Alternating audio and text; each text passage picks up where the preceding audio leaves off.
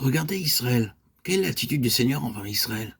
Combien la façon dont Dieu traite Israël est merveilleuse. Considérez la patience et la bonté de Dieu envers Israël, la base sur laquelle Israël fut placé devant lui. En fait, Dieu dit, vous devez seulement manifester de la fidélité envers moi et vous recevrez immédiatement la bénédiction. Certains d'entre nous ont souhaité que nous puissions obtenir la bénédiction aussi instantanément qu'Israël, quand ils étaient fidèles au Seigneur.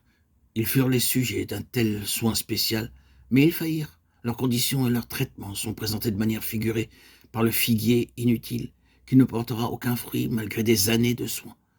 La justice réclamait qu'il soit coupé sans délai, mais cependant une chance supplémentaire est accordée. Creusons tout autour et mettons-y du fumier encore cette année. Manifestons de la bienveillance durant une autre année. Mais c'est juste une grosse faillite. Ainsi, l'homme mis à l'épreuve dans différentes conditions et en contact avec la volonté bienfaisante de Dieu est néanmoins une faillite. L'homme a été mis à l'épreuve sous différentes conditions dès le commencement. En premier lieu, il a été mis à l'épreuve étant en état d'innocence.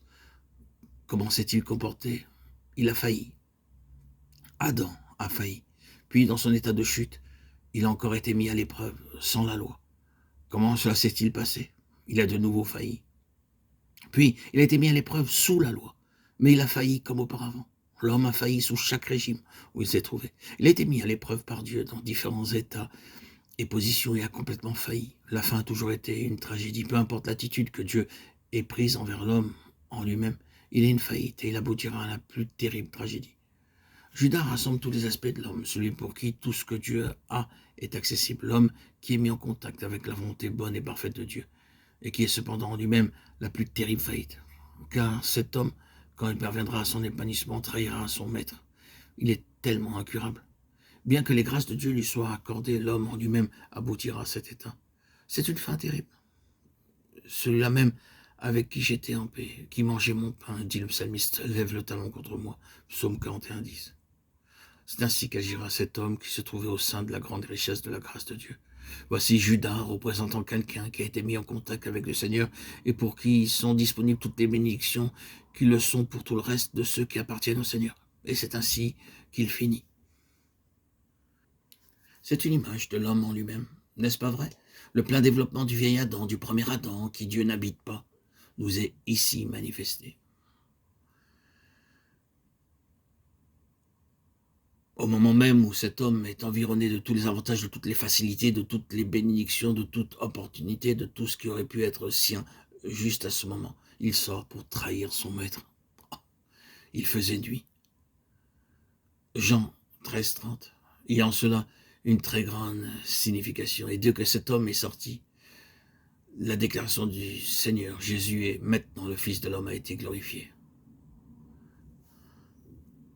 Cet homme, Judas, est montré dans tout son caractère affreux, dans toute sa manifestation, levant son talon traîtreusement contre le Dieu de toute grâce. Au moment même où cet homme, atteignant sa pleine mesure, sort dans les ténèbres, dans la nuit éternelle. Alors Dieu commence son nouveau jour en introduisant son nouvel homme pour remplacer l'autre. Christ va venir en vous.